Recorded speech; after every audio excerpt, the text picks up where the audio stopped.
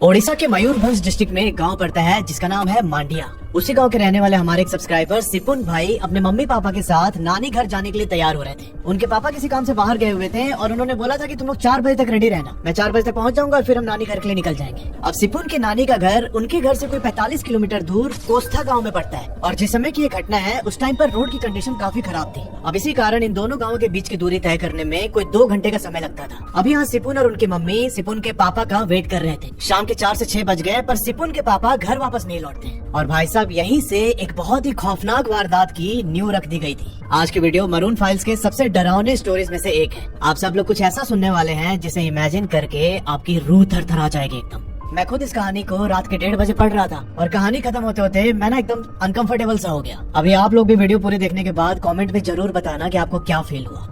सिपुन बताते हैं कि भैया ये घटना तब की है जब मैं 8 साल का था। उस टाइम पर मैं अपने मम्मी पापा के साथ मनीदा गांव में जो हमारा घर है वहाँ पर रहता था। अब एक दिन इनका नानी घर जाने का प्लान बनता है। जैसे मैंने आपको बताया था कि इनके पापा ने बोल कर रखा था कि मैं 4 बजे तक घर आ जाऊंगा और फिर बाइक में बैठ के हम तीनों चल चलेंगे नानी के घर। पर ऐसा होता नहीं है। इनके पापा को घर आते आते शाम के 7:30 बज जाए। अब शाम के 7:30 बजे जब वो घर पहुंचे तो उन्होंने पहले जाके अपना हाथ मुंह धोया और घर से निकलते निकलते इनको 7:45 हो जाते हैं। सिपुन के पापा बाइक चला रहे थे, बीच में सिपुन बैठा हुआ था और उसके पीछे मम्मी। अब चूंकि डिस्टेंस बहुत ज्यादा नहीं था तो इसकी वजह से इन लोगों ने सोचा कि ठीक है इस समय पे अगर हम निकलेंगे तो 2 घंटे में पहुंच ही जाएंगे, कोई दिक्कत नहीं है। अब वहाँ से सिपुन के पापा बाइक स्टार्ट करके कोस्था गांव की ओर बढ़ने लगते हैं। कोस्था में सिपुन की नानी जी का घर है। अब देखो इनको ऑलरेडी लेट हो चुका था तो करीब 30-35 किलोमीटर राइड करने के बाद ये लोग ना एक डाइवर्जन पे पहुंचते हैं। उस डाइवर्जन से 2 रास्ते जा रहे थे। एक तो हाईवे होके जो कि बारीपाड़ा की तरफ से जाता है और दूसरा रास्ता था जंगल के बीच से होते हुए। कोई 3-4 किलोमीटर का स्ट्रेच था जंगल का और फिर जंगल खत्म होने के 5 किलोमीटर के बाद कोस्टा गांव पड़ता है। वहाँ डाइवर्जन पर सिपुन के पापा ने मोटरसाइकिल रोकी और उसकी मम्मी से पूछा कि क्या करना चाहिए, हाईवे लेके चले या फिर इधर से निकल जाए। अब यहाँ सिपुन की मम्मी ना थोड़ी दुविधा में पड़ जाती है। वो बोलती है कि आपको जैसा ठीक समझ आ रहा है कीजिए। तब सिपुन के पापा बोलते हैं कि देखो ऐसे ही हम लोग को बहुत लेट हो गया है, अगर हम जंगल वाले रास्ते से निकलते हैं तो आधे घंटे पहुंच जाएंगे गाँव, पर अगर हाईवे लिए तो 1-1.5 घंटा लग जाएगा। तब सिपुन की मम्मी ने बोला कि ठीक है फिर इधर से चल लीजिए। अब देखो यहाँ इतनी दुविधा इसलिए थी क्योंकि दिन के टाइम में भी उस जंगल के अंदर ना सनलाइट नहीं पहुंचती थी, बहुत अंधेरा रहता और काफी कम लोग जो वहाँ के ट्राइब्स थे वहीं उस रूट से आया जाया करते। एक फैक्टर और भी था कि उस वक्त दिसंबर का महीना था, ऐसी ठंड पड़ रही थी बहुत ज्यादा और सिपुन के पापा इसी कारण से हाईवे अवॉइड करना चाहते थे कि यार इतने ठंड में हम इस समय जा रहे हैं, ठंड वंड लग गई तो दिक्कत हो जाएगी, कोहरा भी पड़ा होता और विजिबिलिटी की भी दिक्कत है। तो यही सब फैक्टर कैलकुलेट करके उन्होंने मोटरसाइकिल जंगल की ओर घुसा दी। अब इस बीच जो सिपुन की मम्मी थी वो सिपुन के मामा को कॉल करती है। कॉल करके बोला कि हम अभी उस जंगल वाले रास्ते से आ रहे हैं, आधा घंटा में पहुंच जाएंगे। अब देखो यहाँ सिपुन की मम्मी मामा से बात करने में बिजी है, पापा का ध्यान मोटरसाइकिल चलाने में है क्योंकि इनके मोटरसाइकिल के लाइट सोर्स के अलावा और कोई भी लाइट नहीं था उधर। और इस बीच सिपुन पता क्या करता है, ये ना अपना मुंह सीधा नहीं रखता, मतलब पापा की पीठ की तरफ नहीं रखता, वो अपना गर्दन घुमा के जंगल की ओर देख रहा। अब धीरे धीरे इसके पापा मोटरसाइकिल चला रहे थे और इसी बीच सिपुन की नजर जो जंगल वाली रोड थी उससे कोई 50-60 मीटर अंदर पड़ती है। ये देखता है कि इनके मोटरसाइकिल के पैरेलल में एक व्हाइट साड़ी पहनी हुई औरत इनके साथ साथ चल रही है, पर वो अभी मोटरसाइकिल से थोड़ी दूर थी जंगल के अंदर। अब चूंकि बहुत अंधेरा था और इसी वजह से वो व्हाइट जो कपड़ा पहन रखा था उस औरत ने वो पूरा ग्लो कर रहा है। सिपुन थोड़ी देर उसकी तरफ देखता है और फिर पापा को बोलता है कि पापा वो देखो उधर परी उड़ रही है। सिपुन बताते हैं कि बचपन में मुझे मम्मी ने परियों की कहानी सुनाई थी, उन परियों के पंख होते हैं और वो उड़ती हैं। तो सिपुन को यही लगा कि वो कोई परी उड़ रही है साथ साथ में। अब जैसे ही सिपुन ने ये बात पापा को बोली ना कि उधर परी उड़ रही है, इसकी मम्मी ने ये आवाज सुनी। उन्होंने पूछा सिपुन से कि बेटा कहाँ है परी, और तब सिपुन ने उस औरत की तरफ अपनी उंगली पॉइंट आउट की। सिपुन की मम्मी घूम के देखती है उसकी ओर और इन्होंने तुरंत सिपुन का जो हाथ उसकी तरफ पॉइंटेड था ना उसे नीचे कर दिया और उसके साथ ही अपने दूसरे हाथ से सिपुन की आंखें बंद कर ली। और ऐसा करने के बाद उन्होंने अपने पति को बोला कि सुनिए मोटरसाइकिल थोड़ा तेज चलाइए, क्योंकि सिपुन की मम्मी समझ चुकी थी कि वो कोई परी वरी नहीं है। अब सिपुन यहाँ मम्मी से पूछता है कि मम्मी क्या हुआ, मेरी आंखें से क्यों बंद कर रही हो। तब उसकी मम्मी बोलती है कि कुछ नहीं बेटा, अभी सर्दी बहुत ज्यादा है ना तो मैं तुझे ऐसे ढक के रख रही हूँ। अब वहाँ से कुछ दूर आगे बढ़ते ही अचानक इनको अपने मोटरसाइकिल के पीछे से कुछ फटने की आवाज सुनाई देती है। भाई साहब यहाँ पर इनके मोटरसाइकिल का पीछे वाला टायर जो है ना वो एक जंगली कांटे से लग के पंक्चर हो गया था। अब जैसे इनको ये बात रियलाइज हुई सिपुन की मम्मी का चेहरा एकदम डल पड़ जाता है। अब जो सिपुन के पापा हैं वो अक्सर अपनी मोटरसाइकिल से काम के सिलसिले में बहुत लंबी दूरी जाया करते हैं और इसी चक्कर में वो पंक्चर बनाने का सामान और जो मोटरसाइकिल में छोटे मोटे फ्यूज और तार लगते हैं, वो सब कुछ अपने साथ लेके चलते हैं। उसके पापा ने बोला कि एक काम करो, तुम साइड में खड़े हो जाओ, मैं पंक्चर बनाता हूँ अभी। इन्होंने अपने बैग से एक टॉर्च निकाल के सिपुन की मम्मी को दिया कि टॉर्च उधर दिखाते रहना जहाँ मैं पंक्चर बना रहा हूँ। अब जब यहाँ सिपुन की मम्मी ने वो टॉर्च अपने हाथ में पकड़ा तो उनका हाथ धीरे धीरे कांपने लगा। उसके पापा पूछते हैं कि क्या हुआ लिली, ऐसे डर क्यों रही है? सिपुन की मम्मी का नाम लिली है। तो वो लिली बोलती है कि नहीं कुछ नहीं, आप पंक्चर बनाइए, कुछ नहीं हुआ। और वो सिपुन को अपने गोद में उठा लेती है। अब यहाँ पर सिपुन के बाबा पंक्चर बनाने लगे और सिपुन बताते हैं कि इसी वक्त मेरे कान के नीचे से एक बहुत ठंडी हवा पास हुई। अब जहाँ पर इनकी मोटरसाइकिल खराब हुई थी उससे थोड़ा सा आगे जाके राइट हैंड साइड में एक पगडंडी जैसा रास्ता जंगल के और अंदर जाता है। सिपुन बताते हैं कि जैसे ही वो हवा मेरे कान के नीचे से पास हुई ना, हम सबको उस पगडंडी की तरफ से चूड़ी और पायल के खनकने की आवाज सुनाई थी। पूरा जंगल एकदम शांत था, बस यह वही चूड़ी और पायल की आवाज आ रही थी। और थोड़ी देर के बाद ही हमने देखा कि उस पगडंडी से एक औरत बाहर निकल के आई है जंगल वाले मेन रोड पे। अब चूंकि हमारी मोटरसाइकिल स्टार्ट थी और उसका लाइट का फोकस डायरेक्ट उधर ही पड़ रहा था, तो उस औरत को ये सब लोग एकदम साफ साफ देख पा रहे थे। उसका सर नीचे की तरफ और बाल आगे चेहरे पे। उसने चूड़ी पहन रखी थी और पैर में अलता लगा रखा था। अलता, जिसको नहीं पता, एक रेड कलर का श्रृंगार जैसा होता है जिसको पैरों में औरतें लगाती हैं। और वो एकदम धीरे धीरे अपने पैर को घसीटते हुए हमारी ओर आ रही थी। वहां सिपुन की मम्मी ने उसके पापा के पास जाके एकदम धीरे से बोला कि कुछ बोलिएगा मत, आप चुपचाप पंक्चर बनाइए, कुछ ध्यान मत दीजिएगा, कुछ टोकिएगा मत एकदम आप। अब इस जगह पर इनकी मोटरसाइकिल खराब हो रखी है, सब लोग यहीं पर खड़े हैं और वो औरत धीरे धीरे इनकी तरफ आते हुए इनके पीछे से होके रोड की उल्टी साइड पर जाने लगी। उसका सर अभी भी नीचे ही था। और जैसे ही वो औरत इनके पीछे से क्रॉस हो रही थी ना, ये सब लोग भाई एकदम कांप गए। जब वो थोड़ी दूर पर गई तब सिपुन के पापा बोलते हैं कि चलो मोटरसाइकिल अब ठीक हो गया है, निकलते हैं यहाँ से। ये लोग तुरंत मोटरसाइकिल पर बैठ के वहां से आगे बढ़ने लगे। यहाँ पर सिपुन की मम्मी उसे गोद में लेके बैठी हुई थी और पता नहीं सिपुन को क्या हुआ, थोड़ा सा आगे बढ़ते ही ना ये जोर जोर से रोने लगा एकदम। और ये उस लड़की को देख के लगातार रोए जा रहा है। सिपुन की मम्मी उसे बार बार चुप करा रही है कि चुप हो जा, चुप हो जा।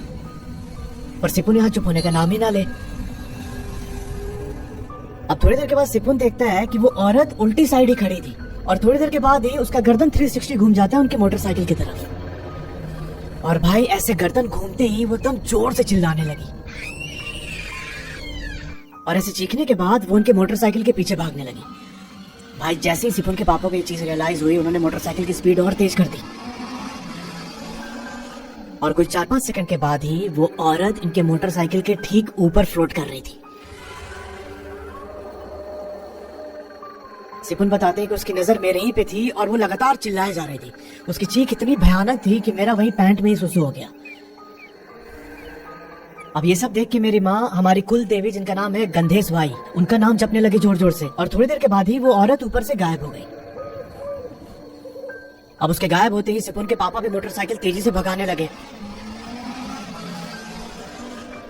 कुछ देर के बाद ये लोग जंगल क्रॉस करते हैं और जंगल क्रॉस करने के बाद जो पहला गांव आता है, उस गांव के बॉर्डर से कोई 2 मीटर पहले इन्होंने देखा कि भाई सेम वही औरत वहां रोड के साइड पर खड़ी हुई है। उसके बाल अभी भी चेहरे पर थे और वो एक टक खड़े होके हमारी मोटरसाइकिल की तरफ ही देख रही थी। और जैसे ये लोग गांव के बॉर्डर के थोड़ा और करीब पहुंचे, भाई वो औरत इनके रीजनल लैंग्वेज में एक लाइन बोलती है। वो बोलती है कि तुमो बिलतारू के ही बांचिकी जिबेनी आई थू, मतलब तुम में से कोई भी यहाँ से जिंदा नहीं जाएगा। अब ये लाइन सुन के सिपुन के पापा के रोंगटे खड़े हो जाते हैं। फिर सिपुन की मम्मी ने दोबारा अपनी कुल देवी का नाम लेना स्टार्ट किया। इसके पापा ने बजरंगबली को याद करते हुए उनका नाम दोहरा रहे थे बार बार। और देखते ही देखते वो जो औरत थी वो एक धुएं में गायब हो गई। अब वहां से 2 गांव क्रॉस करने के बाद फाइनली ये लोग नानी के गांव पहुंचते हैं। और भाई यहीं से असली खेला चालू होता है दोस्त। अब यहाँ मसला ये हो रहा था कि नानी घर पहुंचने के बाद भी सिपुन का रोना बंद नहीं हुआ। जब नाना ने उसे रोते देखा तो पूछा क्या हो गया भाई, मेरा पोता मतलब ऐसे क्यों रो रहा है और तुम लोग इतना लेट कैसे हो गए। तब सिपुन की मम्मी ने सारी बात उन्हें बता दी। अब ये सुनते ही जो सिपुन के मामा थे वो अपना साइकिल उठा के बाहर चले गए और कोई 10 मिनट के बाद वो एक आदमी को अपने साथ लेके आते हैं। वो आदमी पहले सिपुन और उसकी मम्मी को देखता है और फिर उसने सरसों के दाने से एक घेरा बनाया उसने सिपुन की मम्मी और सिपुन दोनों को उस घेरे के अंदर बैठा दिया। उसके बाद उस आदमी ने मंत्र पढ़ना स्टार्ट किया और थोड़ी देर के बाद सफेद सरसों के कुछ दाने सिपुन के ऊपर फेंके। फिर उसके बाद जो देसी सेब होता है उसके पत्ते को लेके सिपुन के पैंट की जेब में डाला और ऐसा करने के बाद मंत्र पढ़ के 10-12 बार फूंक मारा सिपुन की तरफ और तब जाके सिपुन का रोना बंद होता है। उसके बाद इन सब लोगों ने खाना खाया और फिर खाना खा के सोने चले गए। सिपुन बताते हैं कि मैं अपनी मम्मी के पास सो रहा था और अचानक रात को ना मेरे पैर में मुझे गुदगुदी फील हुई। इससे मेरी नींद खुल जाती है। मैं देखने लगा कि कौन मेरे पैर में गुदगुदी कर रहा है और भाई मैंने पाया कि वो सेम औरत मेरे पैर को पकड़ के बैठी हुई है और मेरी तरफ देख के हंसे जा रही है।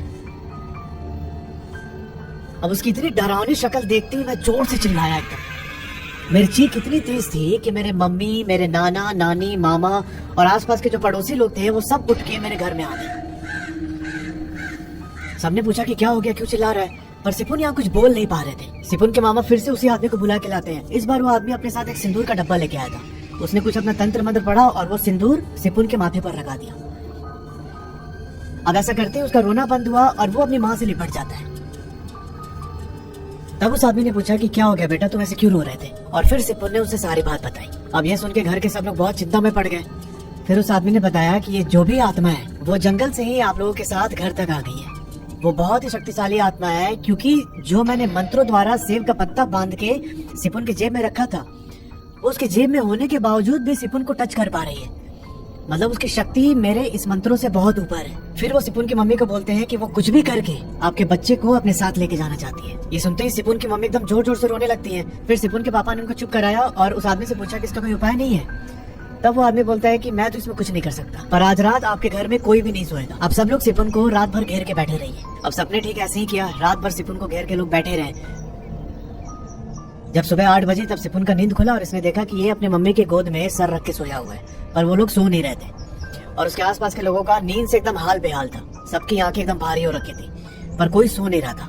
सब लोग सिपुन को एक टक देख रहे थे और जब सिपुन सुबह सोकर उठा तो सबको थोड़ा सा रिलैक्स हुआ कि यार चलो ये ठीक है। पर ये मसला यहाँ खत्म नहीं हुआ था। सुनना एकदम ध्यान से। वो आदमी जो झाड़ फूक करने आया था वो भी रात भर वहीं बैठा हुआ था। उसने बोला कि अभी सुबह हो गई है, सूरज निकल गया है, तो उस आत्मा की शक्ति अभी हावी नहीं हो पाएगी। उसने सिपुन के हाथ पर एक ताबीज बांधा और बोला कि रात को मैं एक बड़े पंडित को लेके आऊंगा अपने साथ, वहीं इसका कुछ समाधान निकाल सकते हैं। जो मैंने ताबीज बांधा है वो कुछ देर के लिए इसकी रक्षा कर सकता है, पर पूरी तरीके से उस आत्मा से इसे मुक्ति नहीं दिला सकता। और आप लोग इस चीज का ध्यान रखिएगा कि सिपुन कभी भी अकेले नहीं रहे जब तक वो पंडित जी नहीं आ जाते। कोई ना कोई उसके साथ जरूर होना चाहिए। अब एक चीज और समझना कि जो सिपुन के नानी का घर था उससे 18-20 घर छोड़ के इनकी एक मौसी भी रहती थी। उन मौसी के घर के सामने एक संतरे का पेड़ था। अब सिपुन बताते हैं कि जब भी मैं सीजन के टाइम नानी के घर आता था तो मैं सीधा उस मौसी के घर जाता था और वो जो संतरे का पेड़ था उसका संतरा मुझे बड़ा पसंद है, तो मौसी मेरे लिए वो संतरा तोड़ के रखती और साथ साथ मौसी मेरे लिए पिट्ठा बनाती थी। वो एक तरह का ओडिया केक होता है और वो बना के मुझे खिलाती थी। अब जब मौसी को खबर लगी कि मैं नानी के घर पर आया हूँ तो वो जंगल चली गई लकड़ियां लाने के लिए, क्योंकि उसी लकड़ी की आंच पर वो पिट्ठा बनाती थी सिपुन के लिए। कल रात जो सिपुन के साथ हुआ उन सब के बारे में इसकी मौसी को कुछ आइडिया नहीं था। अच्छा एक चीज और समझना कि सिपुन की मौसी लकड़ी लाने के लिए जंगल के अंदर गई है, ये बात सिपुन के नानी के घर पर जो लोग थे उनको नहीं पता थी। अब सिपुन के मम्मी पापा सिपुन को लेके उस मौसी के घर पर पहुंचते हैं, पर जब वहाँ पहुंचे तो देखा कि भाई ताला लगा है, क्योंकि वो गई थी लकड़ी लाने के लिए। ये लोग वापस नानी के घर पर आ जाते हैं। यहाँ पर जो सिपुन की मौसी है उनका नाम है कमला। सिपुन बताते हैं कि पूरे दिन दोपहर तक कुछ भी नहीं हुआ। शाम के 7 बजे मैं घर के बाहर ही बैठा हुआ था।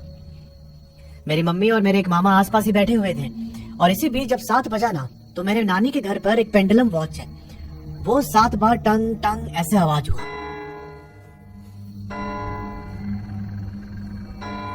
और थोड़ी देर के बाद ही ये लोग देखते हैं कि जो वो कमला मौसी थी वो जंगल की तरफ से भागते हुए नानी के घर के पास आके खड़ी हो जाती है।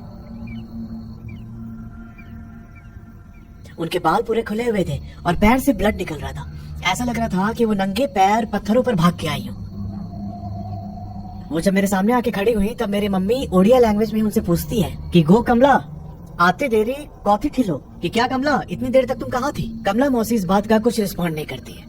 कुछ सेकंड के बाद ये एक टक बस सिपुन को देखे जा रही है और कुछ ही सेकंड के बाद लाइट चली गई और लाइट के जाते ही वो मौसी एकदम जोर से चीखती है और मुझे गोद में उठा के जंगल की ओर भागने लगी। अब यहाँ सिपुन भी एकदम जोर जोर से रोने लगते हैं और ये नजारा देख के सिपुन की मम्मी उनके मामा, नाना, नानी ये सब उस मौसी के पीछे पीछे जंगल की ओर भागने लगे। सिपुन बताते हैं कि मेरी मौसी की एज करीब 45 साल है, पर वो उस समय ऐसे फुर्ती से भाग रही थी कि ऐसा लग रहा था कि वो 20-22 साल की लड़की हो कोई। अब यहाँ सिपुन के मामा ने गांव के कुछ लोगों को आवाज लगाई कि भाई आगे से पकड़ो उसको, और करीब 7-8 लोग उस मौसी को पकड़ने के लिए गए। भाई उसके अंदर इतनी ज्यादा ताकत आ चुकी थी कि उसने 4-5 को ऐसे झटक दिया, और इसके बाद वो और तेजी से जंगल की तरफ भागने लगी। इस बीच उसी गांव के एक आदमी ने कुल्हाड़ी चला के उनके पैर पर मारा, जिससे मौसी का बैलेंस खराब हुआ, और फिर 10-15 लोगों ने जाके उन्हें चारों ओर से दबोच लिया। अब ये किसी के कंट्रोल में तो नहीं आ रही थी, पर जैसे तैसे करके इन लोगों ने सिपुन को उनकी गोद से छुड़ाया। फिर वो लोग मौसी को बांध के मामा के घर लेके आते हैं। इस बीच वो मौसी लगातार एक ही लाइन बोले थी कि मुझे वो बच्चा दे दो, मैं चली जाऊंगी, मुझे वो बच्चा दे दो बस। मौसी को जैसे तैसे घर के अंदर ले जाके कमरे में बंद किया गया, और वो लगातार जोर जोर से चिल्लाए जा रही है कि मुझे वो बच्चा दो, मैं बिना उसे लिए नहीं जाऊंगी यहाँ से। अब उन्हें अंदर ही बंद करके सब लोग घर के बाहर बैठ जाते हैं। बैठ के लोग पंडित जी के आने का इंतजार कर रहे थे। फिर करीब 8:30 बजे पंडित जी अपने कुछ सेवकों के साथ घर पर आते हैं। सिपुन बताते हैं कि पंडित जी का जैसे ही पहला कदम पड़ा ना घर के अंदर, वो मौसी अभी तक इतनी जोर जोर से चीख रही थी, वो एकदम से शांत हो गई।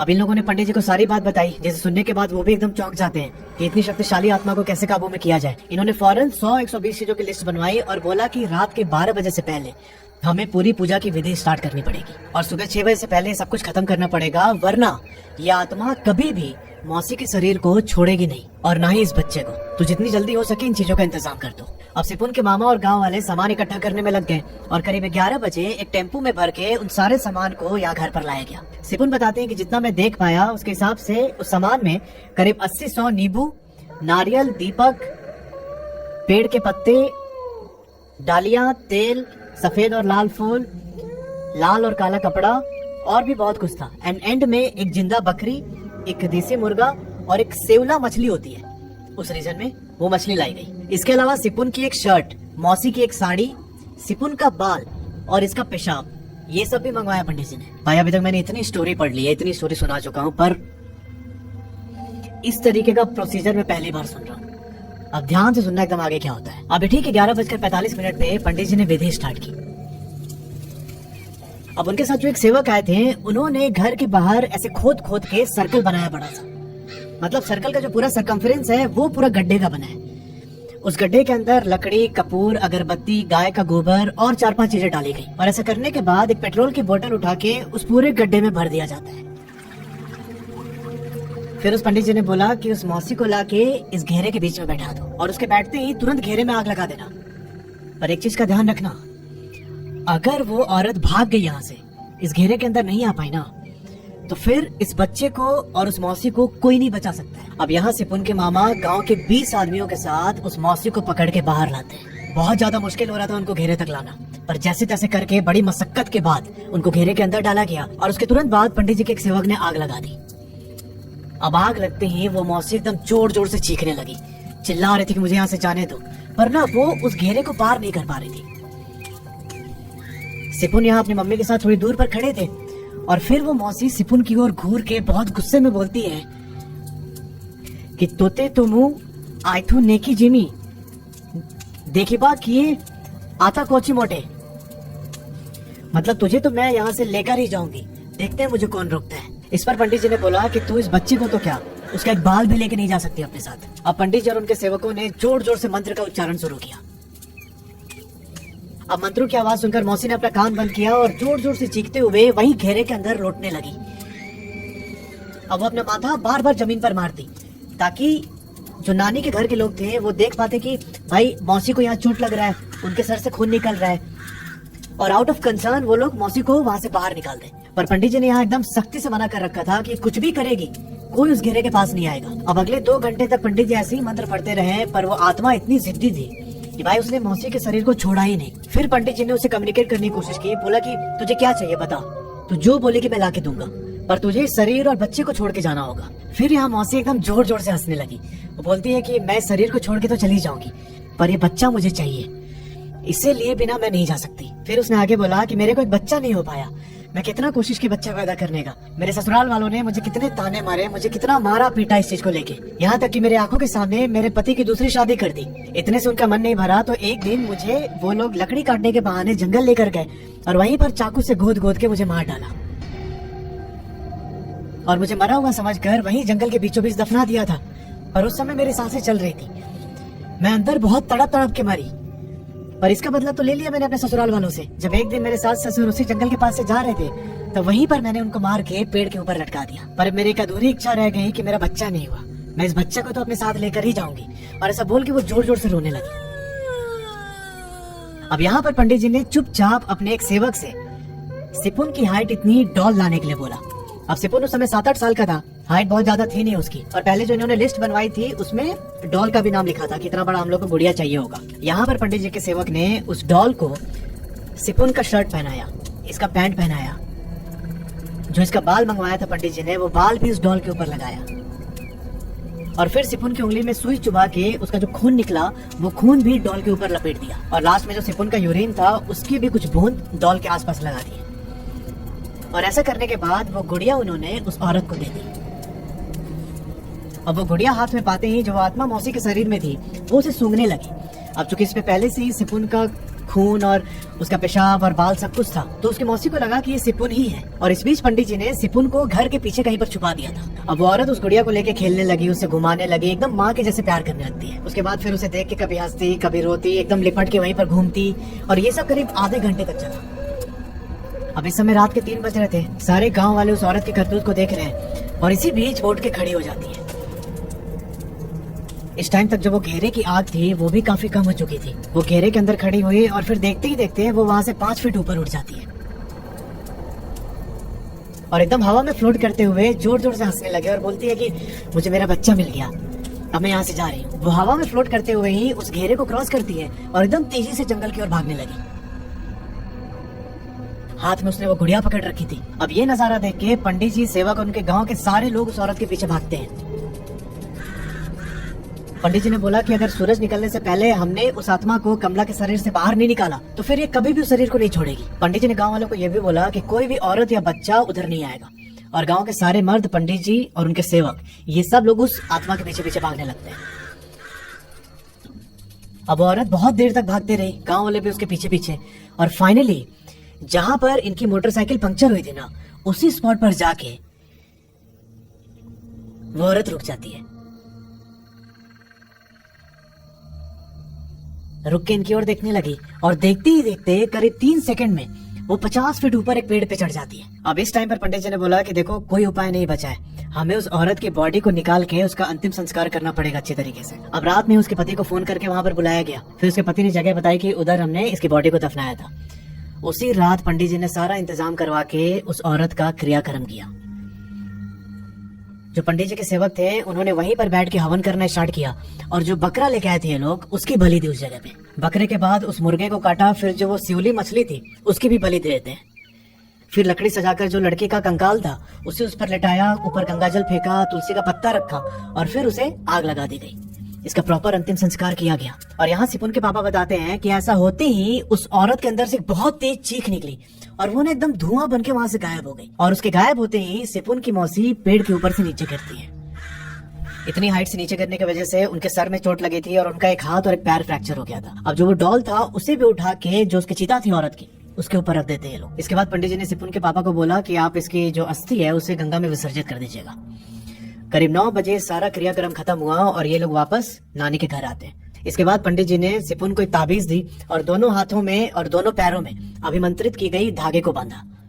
बोला कि 1 साल तक कुछ भी हो जाए तुम इसे अपने से अलग नहीं करोगे। सिपुन बताते हैं कि उसके कुछ दिनों के बाद हम लोग अपने घर वापस आए और अगले 15-20 दिन तक मुझे ऐसा लगता था कि कोई ना कोई मेरे आसपास है। मुझे कुछ दिखाई या फिर मुझे कुछ ऐसा महसूस होता नहीं था, किसी का टच या फिर ऐसे मतलब कोई सामने आ जाए इस तरीके से कुछ दिखाई नहीं देता, पर ऐसा जरूर लगता था कि कोई मेरे आसपास हमेशा ही रहता है। करीब 3 सप्ताह बीतने के बाद धीरे धीरे ये सारी चीजें नॉर्मल होनी स्टार्ट हुई और आज अभी 15 साल के बाद मैं पूरी तरीके से ठीक हूँ। तो यार ये थी पूरी कहानी। अगर आपके जानने में ऐसा कोई इंसिडेंट हुआ है तो नीचे जो ईमेल आईडी आ रहा है उस पर अपनी कहानी मुझे भेज सकते हैं। Thanks for watching.